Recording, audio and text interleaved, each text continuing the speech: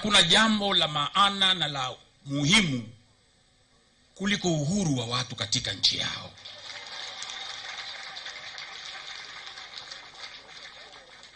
Hawa viongozi wangu wa chama chetu wana maumivu. Magerezani wamejaa viongozi ambao wanastahili kuungana na Watanzania wenzao kuyaona matunda ya nchi yao. Njia bora kuliko zote za kuleta maendeleo katika nchi yetu, rejesheni kwanza uhuru wa watu, furaha ya watu, haki za watu, na muukiri ukweli pale ambako serikali imekosea. Isione aibu kusema tulikosea hapa, turekebishe. Nina hakika hata viongozi wa chama changu watakuwa tayari kuwasikiliza ili tuitafute kesho iliyo bora katika nchi yetu.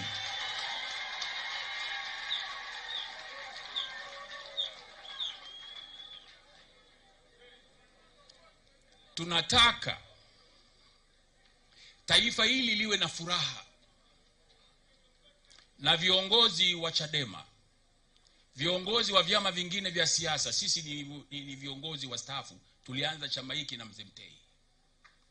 Hii misingi tumeijenga kwa gharama kubwa na maumivu makubwa, na chama hiki kinaitwa Chama cha Demokrasia na Maendeleo, tukitambua kwamba pale pawapo na demokrasia ya kweli, maendeleo ni inevitable, yatapatikana.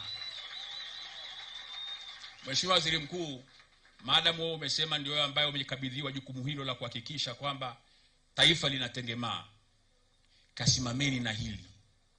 Hiki chama ni chama kikuu, kina mamilioni ya wanachama.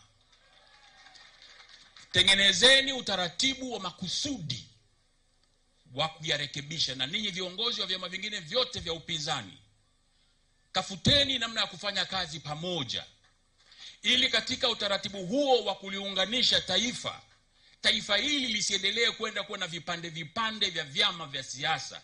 Tunataka taifa moja lenye misingi ya maendeleo, lenye upendo, lenye utengamano, ili hata wale ambao watakuwa katika uongozi katika maeneo mbalimbali wafanye kazi yao kwa furaha na kwa amani. Mimi nina imani kukutanishwa leo mbele ya msiba na jeneza la mzee wetu Edwin Mtei ni mpango wa Mungu. Na haya maneno tunayasema, msitoke serikali mkafikiri Chadema ni wakorofi. Chadema sio wakorofi. Chadema wameonewa, na wanapoonewa ni lazima wasimame, kwa sababu ndio tulichowafundisha katika chama hiki. Nimesema niyazungumze hayo. Mimi tangu nimestaafu sijasema mambo ya siasa.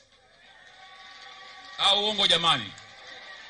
Na leo nina mwaka mmoja na siku moja tangu nimestaafu rasmi siasa na kurudi kwenye biashara. Na wengi walihoji Mbowe amesimama upande gani? Mbowe kaenda chama. Issue hapa sio vyama vya siasa. Issue ni nchi yetu. Hawa viongozi sio wakorofi, ila wanalazimishwa kuwa wakorofi.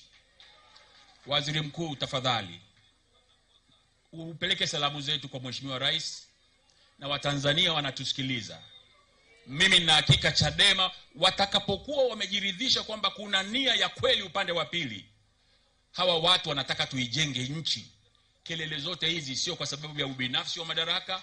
Kelele zote hizi ni kwa sababu wanataka tuijenge nchi pamoja, nchi ambayo inatambua makundi yote na kuyapa makundi yote nafasi kama ambavyo inastahili kwa mujibu wa katiba na sheria za nchi. Ndugu zangu, namalizia kwa kusema wanachadema, viongozi niwaite wadogo zangu wengi nchi nzima,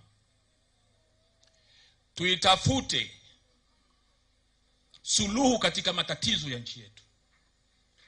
Lakini hiyo ni ya njema ambayo mimi naomba niwaombe viongozi wa Chadema waisimamie. Itakuwa kweli tu pale ambapo upande wa serikali mtaonyesha dhamira ya kweli. Turejeshe taifa letu kwenye mistari na reli ambako lilishafika, tukajenga nchi ya vyama vingi, bunge la vyama vingi, na nimekuwa kiongozi wa upinzani bungeni kwa miaka 10. Kwa hiyo Mheshimiwa Waziri Mkuu, nakushukuru umekuja. na ninawashukuru na Chadema wote mliofika na viongozi wengine wote katika kumwenzi Mzee Mtei. Ebu process safari ya kutafuta tiba ya taifa ikaanze na ikafanyike. Hawa Chadema wakafanya kazi zao kama ambavyo katiba inawaruhusu. Wale ambao wanastahili haki zao wakapewa haki zao kama ambazo inastahili. Walioko magerezani kwa kesi za kubuma basi vile vile wakaachiwe.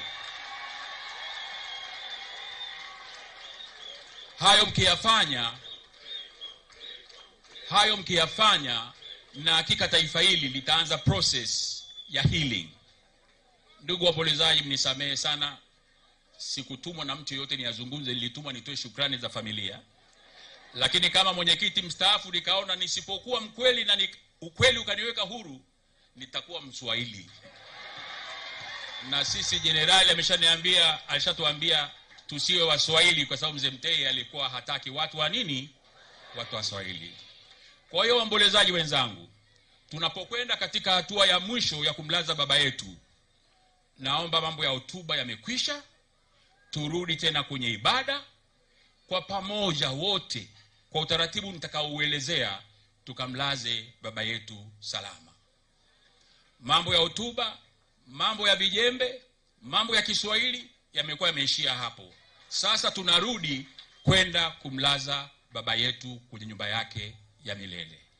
Tunaomba sasa uchaji urejee miongoni mwetu na mshikamano urejee miongoni mwetu.